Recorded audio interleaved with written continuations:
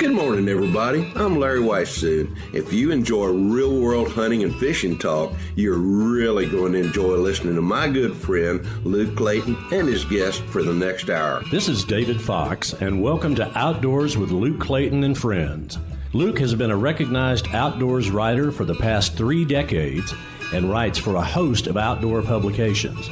Luke pens a weekly newspaper outdoors column that appears in over 40 Texas newspapers. Luke is on the pro staff of Pyramyd Air, your one-stop shop for everything air gun related. Smokin Tex electric smokers and AGM Global Vision, maker of an awesome line of thermal hunting scopes and spotters. Feel free to contact Luke through his website, catfishradio.org. Now let's join Luke and his guests for this week's show. Well, hello, my friends. It is your old buddy Luke Clayton, and welcome to our show. We're going to have some fun today. Mr. Weissoon is standing by right here, and he's going to say hello to you. No telling where we're going to go in campfire talk this week. But, Larry, wherever we go, it's going to be fun, right? You're exactly right, Luke, and we're so fortunate. We're brought to everybody listening this morning and throughout the world, since this is now a podcast as well, too, that's broadcast a lot of different places. We're graciously sponsored by DSC, Conservation Education Hunter Advocacy, Hornady, accurate, deadly, dependable stealth vision that makes some of the best hunting optics that would be found anywhere. Mossberg, whose guns are made in America, and Taurus, who makes some of the finest handguns, and Choctaw hunting lodges as well, too, and a bunch of other folks. But look, one of the things that we want to bring to people's attention is that, you and I have talked a lot about hunting hogs, and over the years we've talked a lot about hunting hogs. We've done a lot of it, but I'm not sure that people are fully aware that you and I now have a book that's out that's available called Poor Man's Grizzly. That's right, Larry. That was a fun endeavor, too. I thoroughly enjoyed working with you on that book. And, folks, Larry, as a biologist, as a wildlife biologist, if you read the book, you can determine that pretty quick. There's a lot of stuff in there that you bring out, Larry, that has to do with hog biology, if you will. A swine is a swine is a swine. A hog is a hog. But a wild hog, there's something that happens. Feral hogs is really what we're talking about. Exactly. But in Texas, for instance, I know this for an absolute fact, there are genetics from the European wild boar, whatever, when they brought them over. The explorers brought them. They would drop the hogs off in their ports where they would hit the land, and the whole idea for that was that those hogs they're very prolific breeders, and they'd, create meat for future people when they come through. So, but there are some, one of the biggest questions I get asked about hogs, and it's really, I know it can't happen, but I'll have somebody say, look at this Russian, a lot of people refer to the European boar as a Russian boar, and I get that because Siberia, and they're up there. But, look at this, a pure-blooded Russian. Well, I mean, it's impossible in Texas, I would think, unless there was just a little isolated pocket where years back the real Russians had been released and they didn't breed with feral hogs, but the traits of a Russian boar do come out, and they come out pretty strong in some hogs that you and I both take throughout the year. We can look at that, and yeah, he does. I've killed hogs, and actually I remember you shooting a boar with a handgun a year or so back up in East Texas, and you said that thing's got all the traits of a European boar, and he did. But he can't be a pure blood Russian boar, could he? No, there were, of course, those European hogs released a lot of different places. There's an area in South Texas around Catula here in Texas where they were released. A gentleman by the name of Henderson Coquet was one of the Army commanders in Europe or in Germany after World War II, and the local people just absolutely thought the world of him, the way they were treated by him and the guys that worked for him, the soldiers that worked for him. And when he came back to Texas, they shipped over a load of true European wild hogs that were released there in the Akatula area on the Nueces River kind of thing. And then there are a few other little pockets like that. But what's really amazing to me is that you can take a pretty much Duroc, which is a all red hog, and release that thing out in the wild, which has been done over the years. And very quickly, after just a very few generations of being out there, and of course they breed quickly. They breed at 6 months of age and have a lot of pigs kind of thing. But it doesn't take but a very few generations to where all of a sudden the little pigs are striped, and you start developing heavy shoulders and longer snouts and shorter ears and a straighter tail and kind of taller at the shoulders and at the hindquarters, which is very typical of some of the European hogs that I've seen actually in Europe kind of thing. And so they do revert pretty quickly back to those kind of animals from which they came from, which to me it makes it really interesting when you're hunting these hogs. It is. Because they do look a lot of times just about like a European hog does. That's I never really knew that, the fact that you just brought out, but that to me that is amazing. And it back to the statement that a hog is a hog or a swine is a swine. They all go back, I'm sure, originally to the wild boar. They do the domestic breeds. But it's amazing to think that you could just say, for instance, you had 10,000 acres under a fence that a hog could not come into or go out of, and you stock that with 50 Durocs, and you go back in 20 years, and they're going to revert back. That's amazing to me. It is. I don't, It is. They'll go back to a much darker hog and usually kind of their color, almost a salt and pepper type of color, which there is kind of a grizzled look, if you will, to, those true European type hogs. And of course, there are pockets of them that have been released, as we said, over the years. And as you mentioned, the early Spanish explorers, they brought those across because hogs traveled very well on ships. They ate everything. They reproduced very quickly. And then, of course, when our European settlers came over, some of those hogs got loose. And over the years, when I was a kid growing up, I remember my dad talking about them buying bunches of hogs there in Colorado County, up north of the Colorado River in Texas, and releasing those hogs. And then, like in the springtime, and then come wintertime, they would have fattened up on acres and pecans and everything else, and then they'd gather those things up. And that not all of them got gathered up. So, it's an interesting thing when it comes to the wild hog that we have today. Of course, really the last 15 or so years, probably 10 to 15 years, that wild hog population has really exploded across much of North America, to where usually when I talk to somebody, I said, we're talking about wild hogs, I said, well, where are you from? And, before they could say anything, I said, well, if you don't have hogs now, you probably will before too very long, because they're spreading like, crazy across the country. So they're very, very adaptable as well, too. Cold weather, hot weather, eat just about anything. And to me, even though some people look at them as a kind of a scourge and a bad thing, to be very open about it, I kind of like hunting wild hogs. You, myself, and probably many of the folks listening to us, and hats off to guys like, I got a friend, Steven Waugh. Steven is the Kaufman County wild hog buyer. So he's got a licensed facility set up on his place. People trap hogs. They bring them there. They sell them to Steven. And I'm talking about hundreds or maybe probably thousands, of course, in the course of a year. Those hogs are picked up every few weeks by a big truck that takes them to a processing plant.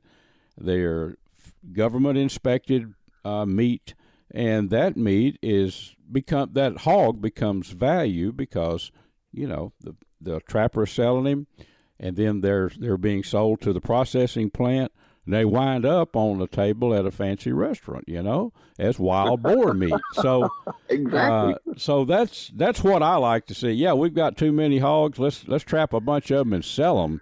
That I love the fact that that things like that, ways like that, they can be put to use, and a dollar figure, is put on the hogs. That's why they become valuable. but that alone, the trapping and all that is it's a really big deal, and especially in Texas, Larry. So Steven is one of many licensed facilities where that buy hogs across the state. So our book brings out a whole lot of that stuff, folks, and really some nuts and bolts information, don't you think, Larry, that would help maybe a novice, or some things that you or I might have learned last year about hogs, just some facts and tips. There's a lot of that we wove into the book, There really is. Look, I mean, they're good stories as well too, and we cover a little bit on javelina, and then a little bit about hunting hogs.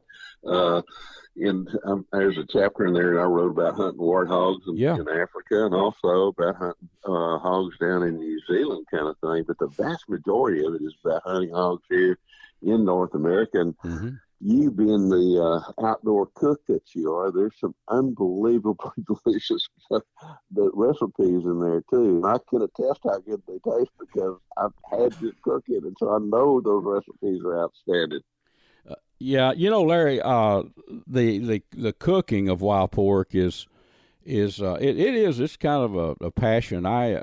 People ask me, and I've said this 1,000 times, well, Luke, you cook these hogs a lot. Are they good eating? Well, that's so, how I answer it. I've said this 1,000,000 times. Well, if you go buy a hog, what kind of hog you going to buy? Probably not going to buy a big old boar, to make pork chops out of. So the hog plays a big factor in what the meat's going to taste like, and there's no question about that. But I've shot big, by big boar. I probably the biggest, honestly, if you put him on the scales, the biggest wild boar I've ever killed might have weighed, a little over 200 pounds, maybe 225, but I've killed a bunch of 80 to 150 pounders, and I don't know, I look at a hog hunt different than some people. Think about going to a meat market, when I see when I'm sitting around, usually most of them I kill are over a corn feeder. I use AGM Global Vision thermal scopes. I've got them set up on a big bore air gun and a Mossberg patrol rifle, a little 223. So that's my hog guns. Sometimes I like to sneak up on them at night with that. It's a Dragon Claw 50 caliber, and that's a lot of fun. Get downwind with a thermal, ease in there on them at night. But I just like to pick out the hog, and I love to hunt them over a corn feeder because that way, if there's a big old boar that I don't want working around that area, I can pass him up and spot me about an 80-pound gilt, which is a sow that hasn't had pigs, and shoot one of those to eat, Larry. We've hunted together. You know how I operate on these hogs. You're right. I love hunting the big boars and all that kind of stuff with the big old tusks and all that. To me, that's always been a lot of fun. But when it comes down to, trying to shoot something to eat, you're right. I like those 40 to 50 kind of pound pigs. They're just about the right size. You can pull those hams and 4 quarters and even the ribs and the of course, the loin, even though it may not be very big, but you talk about absolutely fantastic cooking. We're talking about our books. We probably ought to tell people that they can get them. And you and I are going to be doing a bunch of different book signings here and there that we can probably publicize a little bit later on. But the best place, if you're interested in our Poor Man Grizzly book, or even the Campfire talk that Luke and I did, or the Deer Addiction book that I did, you can go to either Luke's or my website, and Luke's is catfishradio.org, and mine is larryweishuhn.net, and it's all lowercase, LARRYWEISHUHN.net, and you can find a place there to go to the books, and you can order them and pay them through PayPal, and I might add that every book that we send out to is also autographed by both you and me, so I really hope people will have, go to our websites and order those books, because I really think they're going to enjoy the book. And the hog hunting book, I think they're really going to enjoy as well, too, because it's just really good information about hunting hogs, stories about hunting hogs, and as we just talked about, some absolutely fabulous recipes there as well, too. It is. Well, yeah, I'm glad you gave them the how to order, and they'll get them within a few days because they're shipped right out. Larry, I hate to tell you, buddy, but we are out of time already here. Thanks for being with me for 16.5 years. We've done this campfire talk for that long. It does not seem like it, but we have. So thank you very much, and I'm ready for next week. We're going to get back with everyone next week and have some more hunting talk, right? We'll be right back here next week, as you said. Folks, this segment is made possible by Ultrimatic Feeders. Go online to ultrimaticfeeders.com and check out the most awesome line of game feeders in the world. I've been using these things for 15 years, and I've got one that's been in the woods about 10 or 11 years. I forget exactly how long. Check them out, ultimaticfeeders.com.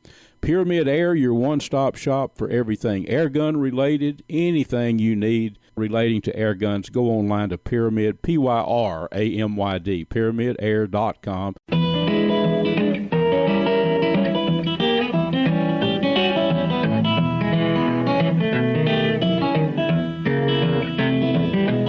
Folks, this segment is made possible by Smokin Tex electric smokers that I've been using a long, long time, CatfishPro, catfishing baits and catfish supplies, Ultrimatic Feeders, and AGM Global Vision, maker of the spotters and thermal scopes that I hunt with. Well, friends, it is midsummer here in Texas. It's August, but hogs are still being hunted. They're being trapped. And this is a time when a lot of us are setting out trail cameras. We have a guest, a friend of mine, Steven Waugh.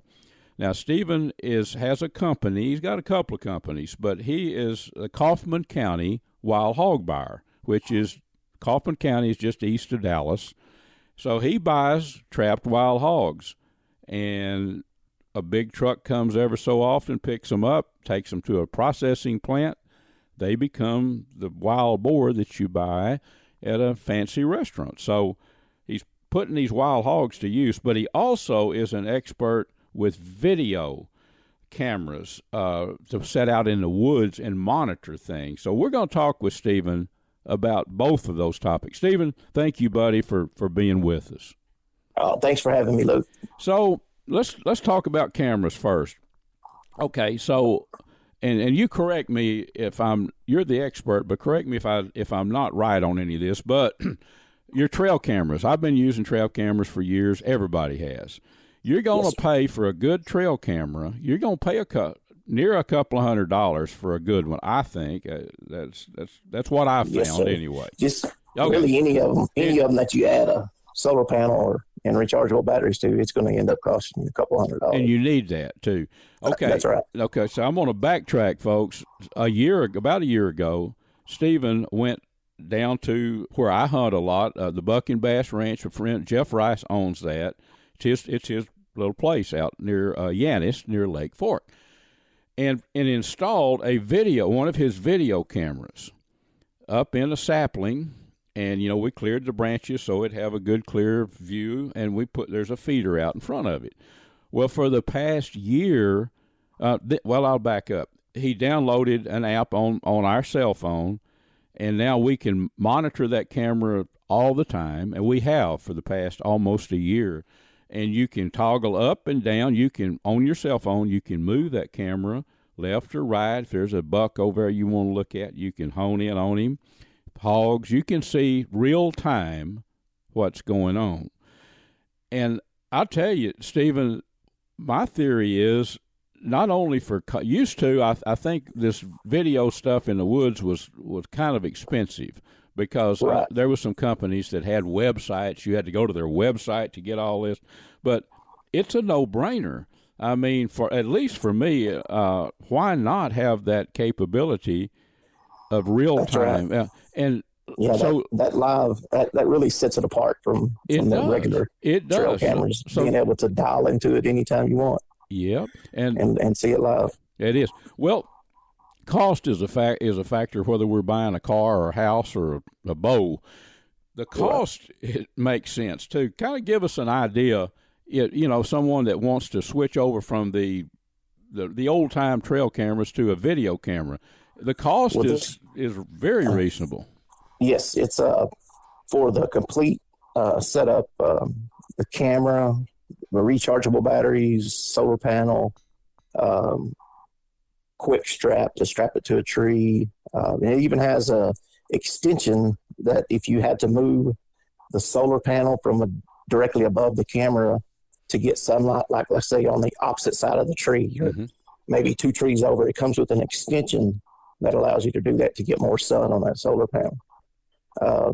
But all of that costs you $150. That's a no-brainer. I mean, that's right. The way I see it, it is. And folks, you have to understand, I'm old school. I'm in my early 70s, so I'm not cutting edge electronics. I have to do a lot of stuff for the radio and all that has to do with computers, but I'm not a computer guru by any stretch. I can do this stuff. You brought it out about a year ago, almost a year ago.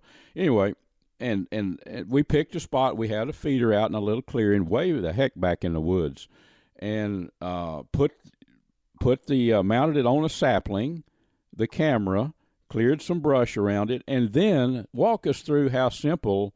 I mean, setting it up, that really tricked me up in the beginning. I thought, wait a minute, am I going to be able to figure this out? It's really simple, isn't it? You know? Oh yeah, it's very simple. The SIM card that it uses is installed already. The SD card is already installed when you get it. You basically download an app, scan the QR code on the camera, and you're there. That's how simple it is. That's as simple as it gets. And then you've got that app. You've already downloaded it on your phone. You've got that app, and then it's real time. It's not like, that's right. You know, if you want to turn it on and look and pull it up, and you're looking at what that camera's seeing within seconds. Right. It's not like a delay or anything like that. If you want to stop it and take a picture and save it, you can do all that kind of stuff. That's right. Right there from the phone. You can view your old videos, you know. Yeah. You don't have to go out there and pull an SD card. You can do it all from the phone. It runs off a SIM card. A lot of people now, you know, the older trail cameras, it's hard to tell if they're getting signal good enough because it sends a picture ever so often, you know, of motion that happens. Well, this one, you know, right off the bat, if you got good signal, because there's a blue light on the front of the camera that will turn solid once it connects. And then you know you've got signal right then. So you just connect that SIM card. Yeah, and that SIM card is offered. We get them from here local in Kaufman.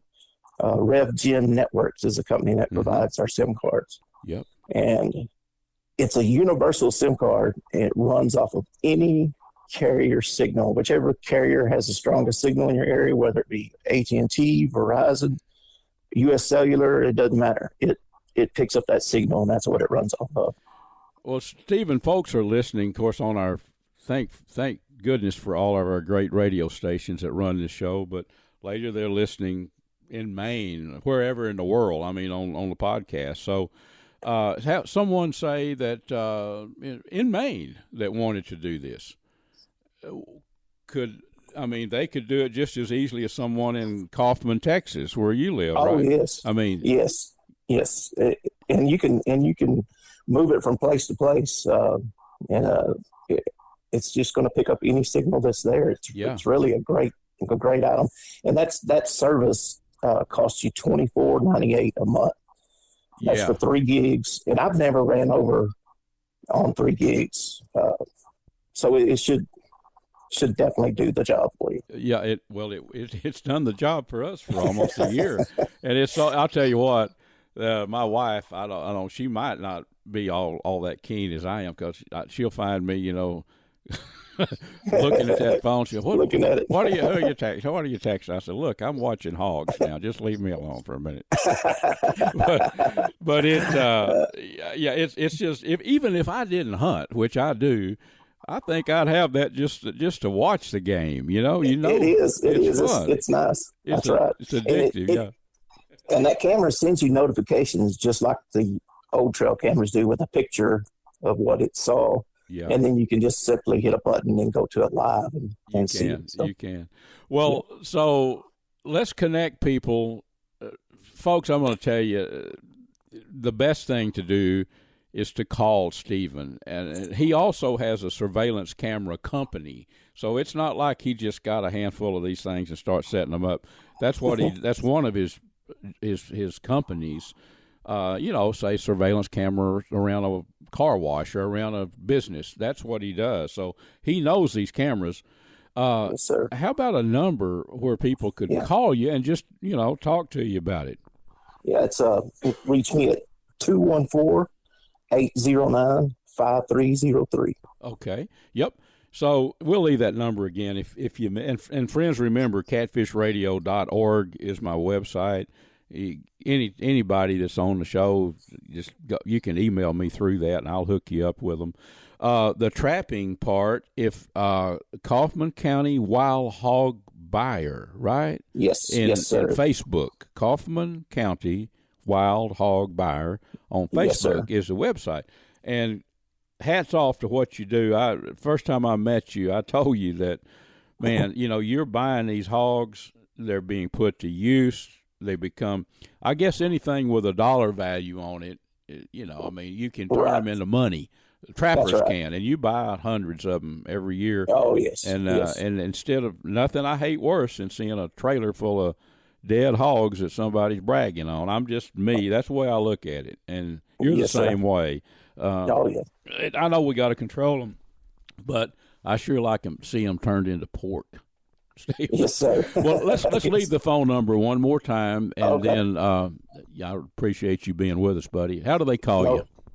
Call me at 214-809-5303. Folks, let's talk a little outdoor cooking. Let me tell you about an electric smoker that I've been using for 15 years, I guess. Smokin Tex electric smokers.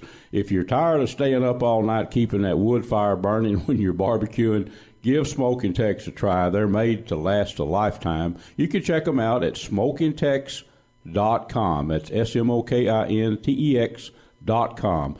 Well, friends, Mr. Larry Weissoon is going to tell you about the finest hunting optics that we have ever found. Look, these are called Stealth Vision. They come from Crockett, Texas. Dr. John McCall developed them. They're 34-millimeter tubes as opposed to the narrower tubes, so more light transmission. They have a little green light that comes on. That scope is leveled because that's when you want to pull the trigger. They have an optional lighted reticle as well, too, and a whole lot of other products, and folks can learn more about them by going to stealthvision.com.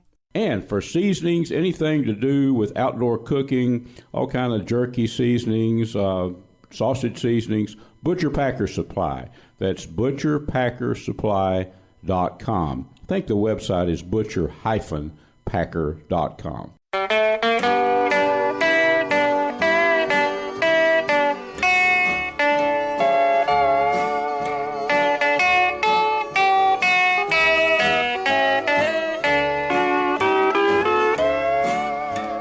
Folks, how about that little intro from Ernest Tubb there? This segment here is brought to us by the Choctaw Hunting Lodge up in southeast Oklahoma, owned by the Choctaw Nation. Pyramyd Air, your one-stop shop for everything airgun related. Doug's Jugs, maker of some awesome jug lines for catching catfish. That's online, DougsJugs.com. Well, folks, a lot of people equate summertime with catfishing. I do. The truth of the matter is blue catfish bite all the year round. But most people in, say, the lakes east of Dallas, now we're talking about Lake Tawakoni, and Mr. David Hanson, longtime friend of mine, is with us today. He's been guiding for catfish on Lake Tawakoni, I dare say, longer than anybody. He's still a very active guide down there. But usually, in years past, blue catfish season, if they're, the trophy blues, big blues, as wintertime, fall and cold weather. David is catching them now, some good-sized big catfish in August. So that's what we're going to talk about. And for those of you out of state, just remember, Lake Tawakoni is about an hour east of Dallas. David, are you listening to my lengthy intro there, buddy? Yes, sir. I'm right here with you. Well, thank you. And I followed you and your fishing at Tawakoni probably more than anybody in the media, I think that's a true statement for the last quarter century. You know, we're friends, and I get to fish with you occasionally, but I just kind of stay tuned in. It's news to me, David, that you're catching 10, 20-pound blue catfish right now in the middle of the summer, you know, the heat of the summer. That is different to me, you know, and you're catching up a lot of them up near the top of the water column, you were telling me, you know? Yes, sir. The, you know, just like you said, for the years past, I've concentrated on the fall, winter, spring, and up to the spawn on these fish. And then, you know, as a easy way out, I'm going to call it, then I would go to channel cat in baited holes to, you know, fill the coolers and whatnot. Yeah. And make people happy. But with recent things, I have done a lot more exploring, and come to find out, I've been missing out. These fish are on a pattern that I'd call post-spawn. They're hungry. They're mean. The water temperature is up, way up. And when you catch one of these fish, it's not just reel him in on his side like it kind of can be in the cold water. These things are souped up, man, like you got them full of ethyl, you know. Their metabolism is at its peak, isn't it, right now? Oh, man. Yeah. And they're active. I'm not going to really call it fast, but when you can set and catch 10 fish from 10 to 20 pounds in a couple of hours, that's pretty fast for that kind of fish. We're talking about 100 pounds of catfish, yes. Yes, sir. Yeah. And if you got 4 people in the boat and each one of them catches their slot fish of 5, which is 5 fish between 20 and 30 inches, you're going to have a cooler full of fish just to take home to fill your freezer with. You bet. And I tell you, I'll interject this, David. Do I like channel catfish, or do you? You better believe it. I love them. Yes. I mean, they're great eating. But a lot of people have asked me that, and most people will say the flathead they like the best. I know they're great. I was raised on flathead. We got a call coming in, folks, but that's our next guest. We'll let it beep just a little bit. David, back to channel catfishing. They're really good eating. They are, but it's hard to beat that blue catfish, that snow white fillet, you know? It is the next to crappie. Once you clean it properly, flush it with plenty of water, you come out with that big chunk of white meat that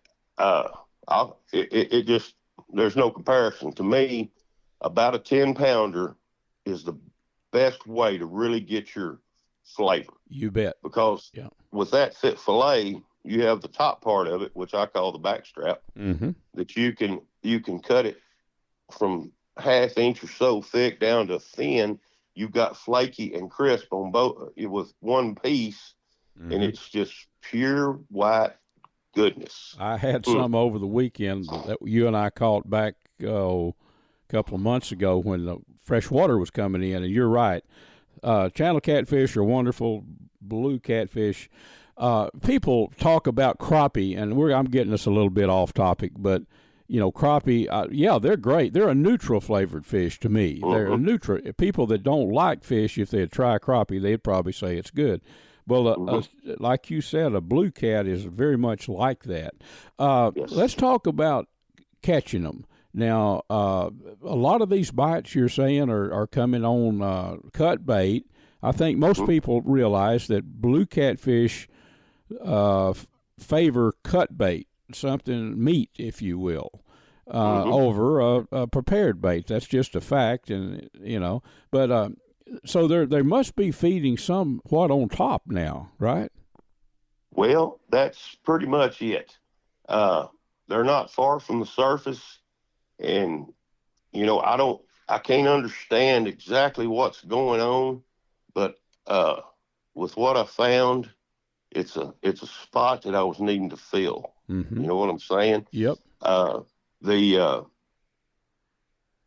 presentation of it is you don't want it too high and you don't want it too low. That's all I'm going to say.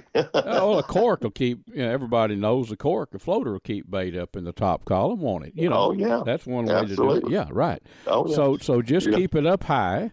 And and do you see the fish that a lot of times down at Tawakoni and other lakes this time of year, I've seen them up on the surface, actually see them up there. Are they doing that? You see them breaking the surface? That's a lot of times how I locate the fish. Okay, yeah. Mm-hmm. I'll be, my vision isn't very well, but I'm kind of like that old uncle of mine that said he was deaf, but you could go coon hunting with him and you couldn't hear nothing. He'd be the first one to hear the dogs treat. Yeah. But I'm looking out across there, and if I see a splash, I don't know if it's catfish or not, but there's something feeding over there. Mm-hmm. And the way I see it, if there's something feeding there, there's a blue cat looking for whatever's eating. Right. Well, they're a predator, and they're going to be wherever things are feeding. So I check those spots out, and they produce. That's awesome. Well, it's good news to me that you can catch them. And really, now in the winter, people come to Tawakoni from all over the country to catch the biggest catfish of their life. But and I've caught some big ones. I guess I've said it 1,000 times. The biggest I ever caught was 53 pounds with you. But people that fish a whole lot, you and your client, a lot of your clients, catch them quite a bit bigger than that. It's a big old catfish. But I had much rather what you're doing now. Some on the low end, these are eaters. You know what I mean? 10 pounds, whatever, 12. Those, it's okay to put a knife on those. Those 25 to 75 pounds, you're going to release those big ones. But you get a lot more food. One of the reasons I like to catfish, other than just the fun of it, is the catfish in the skillet. And boy, now that's a good news. I'm gonna have to plan some odd Tuesday or Wednesday when you're not real busy and get down there with you, and put a few more. The last time we did it, it was kind of late spring, wasn't it, when all that fresh water was coming in. And yes, boy, we hammered them down there. Folks, if you want to learn more about catching, cooking, whatever, catfish in general, I want to hook you up with my friend, guy David Hanson, here down at Tawakoni. I'm telling you, he's fished all his life, and he's guided for catfish for a quarter of a century, I know. Still very active at it. David, what's a good way for them to call you and, talk some catfishing, maybe book a trip with you, You can reach me anytime on my cell phone at 903-268-7391. Okay, and friends, remember, my website is catfishradio.org, and my email is there. You can email Luke, and it gives you my email address. Feel free to, anybody that's a guest on the show, a lot of you do also, just send me an email, and I'll get you in contact with any of them. David, thank you, buddy, for being with us. I appreciate it, and, keep catching them. I know you're going to do that. I'm looking for that old toad every time I go, so everything's working out. If you can keep them active in between, catching the smaller ones and catching the bigger ones, you ain't never going to go wrong. Folks, this is Luke. For about the past decade, I've been hunting editor for Airgun Hobbyist magazine. I think the only magazine devoted strictly to airgun shooting and hunting in the country. Well, in that length of time, I've learned quite a bit about big bore air guns and smaller calibers, too. A spot to go to that if you're interested in air guns, you need to know about Pyramyd Air. The website is PYRAMYD, PyramydAir.com. They have anything and everything you need, from the guns themselves, the big bores or the smaller calibers, to the accessories. Just remember PyramydAir.com, and there's a number when you get on the website if you need to call and talk to somebody. Give them a buzz, and they can fill you in on little details that you might need to know about shooting or hunting with big bore air guns. While you're on the website there, I'd like you to check out the big bore air gun that I've done a great deal of hunting with.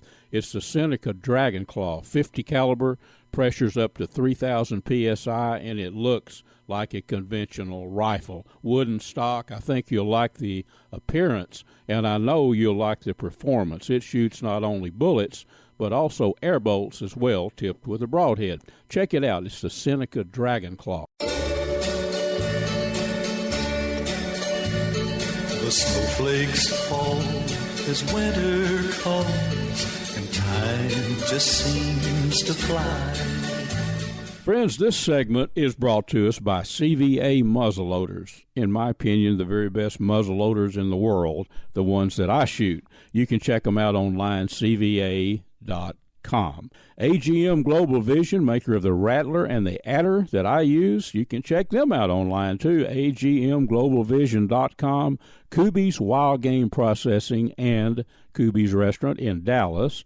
And VINEYARDMAX, maker of some awesome deer attractant and some very fine game feeders and fish feeders located down in Nacogdoches, Texas. Check them out at vineyardmax.net. Well, folks, our next guest is Mr. Jason Robertson. Now, I know a lot of you, many of you, watch the Late Night Vision show. All you guys that hunt hogs and at night and predators, it's all about thermal and night hunting. Well, Jason has been with us. I think this is his third or fourth time, and I've got some positive feedback. You guys are liking this. You're liking the fact that I'm just an average dude. I know just the average things about thermal. Jason knows it all, but I know the questions to ask. Jason? well, Luke, I think you're overselling me just a little bit, to be honest. And I'm just an average, East Texas Bubba too. But I have had the opportunity to use a whole lot of thermal and night vision scopes over the last 11 years, and so it's something really fun. And what's better than getting to go out there and shoot some hogs and coyotes at night and talk about it during the day? Darn right. Okay, so my first topic or something sure. It's things that a thermal scope's got a crosshairs, reticle, you put it up and you shoot a hog, bingo. Yep. But there's some features such as one of them that I'm interested in, the picture within a picture. That's where the little screen pops up and you've got the crosshairs there like a little box, and then you can still see the big picture, but you can see the picture within a picture. Maybe I'm missing something on that. That's not. I've tried it. I've used it, but a lot of the things I do, I try to film it. Film the thing for our TV show that I do with Larry Weiss soon and Jeff Rice. So I want to film my ultimate goal. So I usually don't use that, but it does have its advantages, I guess, right? It does. So let me explain what it is. And not every, but I'm going to say most all thermal scopes from the major manufacturers do have this picture-in-picture function. And I know that you work closely with AGM, and that's a big thermal brand that we deal with at Outdoor Legacy as well. And all of their scopes do have this function in it called picture-in-picture. And so what it is when you enable it, at the very top of your screen, you have a very small postage stamp size box that comes up. And what it is it is a picture within a picture. It is zoomed in, okay, and it's got your reticle in it. So your crosshairs. So think about it like this. Let's say that your scope is a 2-power base magnification. So I'm going to give you a realistic example of when you'd use it. So let's say you've got a 2-power base magnification scope, and you're out there, maybe you're 40 yards away from some hogs, and there's a bunch of them. And you want to shoot one and make a really good shot and drop him, but you want to be able to take follow-up shots. Well, you know that if you zoom your scope up to 4-power, you just double that magnification from 2 to 4, you're going to be able to make that first shot count, but you're also going to have a way narrower field of view when those hogs scatter like ants out there. So what you would do, some people would do, is you would turn on the picture-in-picture. And when you do, your little box up there in the top of your screen is cropped close around your reticle. And again, it's going to be zoomed up, and it would automatically be zoomed up to 4-power because, again, that's double your base magnification where you started. So what that would allow you to do is to put that little box with the crosshairs zoomed up right on that hog's head. And then you pull the trigger, you shoot, and, all heck breaks loose, and you blink from the recoil. When you come back and those hogs are scattering, you still have your big picture, your big screen with your reticle at your 2-power base mag, which is a wide field of view. Now, again, I'm saying 2-power and 4-power. I'm just using that as an example. Right. But what it allows you to do is not zoom up the whole screen, not lose your field of view, not lose any of that image quality, but to make that one first precision shot count. After that, that little picture in that little box is going to be too small. You're going to be using your big screen and your main reticle for your follow-up shots. That answered a lot for me. Now, that picture within picture, is that always instantly magnified when you look at it? It is. That's a good question. It's built that way, so it's always instantly magnified to essentially 2 times the base magnification, or where your scope optically starts. So if it was a 3-power, that little picture-in-picture would generally start at a 6, when you turn it on. And you can zoom up even more through the little box, but you normally wouldn't do that. But it is, and I know you mentioned recording, and what I would say there is, I know what you're getting at. When you record, most of the scopes, not all, but most scopes will record what you're seeing on the screen. So on the recording, you'll see the little small picture-in-picture box. And some people might not like that because they may say, well, it's distracting, it's cluttering up the screen. Depending, if you were doing the video for your TV show or something, I could see where somebody might say that. But either way, it's very helpful for a lot of people to take that first shot and make it count. Exactly. Well, that I may have to start using that. Of course, to suit the style of hunting I do. I mean, we've talked about this. I'm not really eradicating hogs. I might kill 12 a year, but I'm out there like a meat market, almost like shopping. I'm looking for that 80-pound, and I will make sure it's a young gilt or sow. That's the way But if I was, I see it now. I get it. Another thing, so that answered that really. I learned something there too. So, like the white hot or the different screens are color palettes. Color palettes, right? The palettes. You have your fusion and all that. They have their place, although it seems for me my type of hunting, I'm it's a black on white, I guess it would be, right? In other words, the hog is black and the background is white. I seem to be able to pick up myself. I pick up the animals better with that, but I have also used the one where they light up red. What's that one called? It just depends on the manufacturer. They'll call it red hot. Red hot. Red hot. That's what I was thinking about. I have used that, scan around, and I've seen turkeys on a roost, and don't get excited, folks. Nobody's shooting. But I mean, just scanning around looking at owls and things like that. And you pick them out instantly. Of course, there's not the detail, but then you go back to that.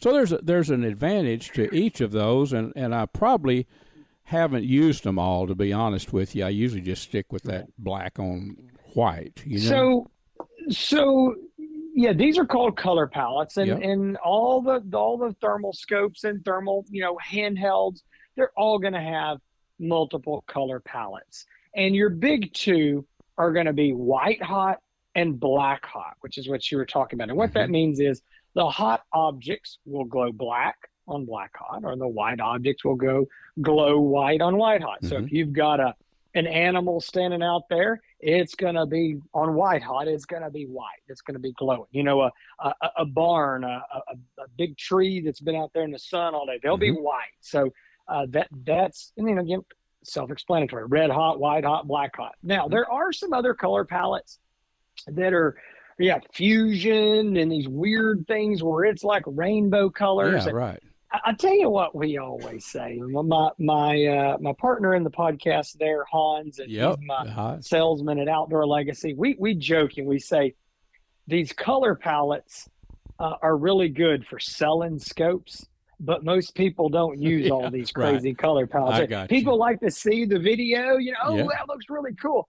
But what you find is that for most people, when you get into a hunting situation, those weird rainbow color palettes, while they may look kind of like a Terminator movie or something, they're not really good for hunting. You want that reticle to be jump out and get you on that animal. You do. Yeah, you do. So red hot is a little bit of an exception to the rule. Some people really do like the red hot, but I would say that your experienced thermal hunters, I'd say 99% are going to stick to a white hot or a black hot color palette.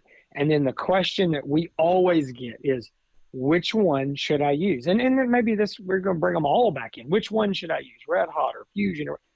My answer to that is whichever one you like the best. It is truly a chocolate and vanilla situation. And I think if we want to carry that analogy out, I'd say that the rainbow color palette is the Neapolitan. That's where you get them all in there. But seriously, it's chocolate and vanilla because I personally like white hot. That's what I love. I love to scan with it, shoot with it. But Hans, if I take him out and we're together, he's on black hot all the time. He'll hand me his scope, and I'm like, oh, get this off. Yeah, he gets mine. So it's truly a personal choice in whatever your eyes see better. And some people like some of the what I call weird color palettes. They like them, and it works well for them. And Luke, the last thing I'd say is we get this same question a lot of times about the different reticles, because nowadays most of these scopes have different reticle colors available as well. I know, like AGM has green, red, white, and black reticles. Some of the other manufacturers have several other color options. And you'll say, which one should I use? Again, that is all dependent on your eyes and your personal preferences. And there's some people who they say, I can't see that white reticle or the black reticle, but I can see the red or I can see a green. So you use what is most comfortable to you, and don't let anybody shame you into using something that's their favorite, or test them, try them, and everybody's eyes are different. That's true. I've hunted with buddies that are just like you and Hans said, oh, no, I like they have their own favorite. I wish we had about 5 hours because I could probably keep quizzing you, Jason. But I would like you to invite people that don't know about the Late Night Vision Show on YouTube.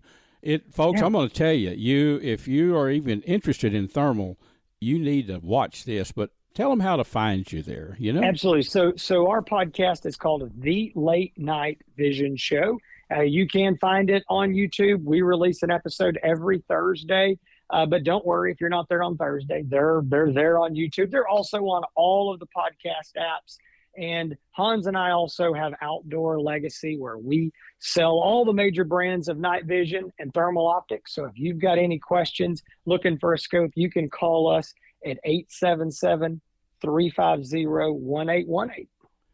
Jason, thank you so much, buddy, for sharing the information, and I'm already looking forward to next time. I'll get you back on real soon, and we'll talk some more thermals. How about that? Folks, that about wraps our show up for this week. I've enjoyed being with you, and I hope you had a good time, too. This segment was made possible by AGM Global Vision, maker of the Rattler and the Adder, two awesome thermal scopes that I use for all my night hunting. Check out AGM, all the products that they have there online, agmglobalvision.com. And, folks, we're also brought to you by the Choctaw Hunting Lodge up in southeast Oklahoma, located about, 45 minutes west of Hugo, Oklahoma, owned by the Choctaw Nation. It's about 45,000 acres of awesome mountain, country, hills, valleys, loaded with game. Lots of eastern turkey, and they do eastern turkey hunts if you're looking for a spot to hunt turkey in the spring. Also, I want to remind you about the Seneca 50 caliber Dragon Claw that shoots bullets and pellets. And by pellets, I'm talking about 200 and 210 grain lead, chunks of lead. It's a big bore air gun that I use. Check out the Seneca Dragon Claw there at PyramydAir.com.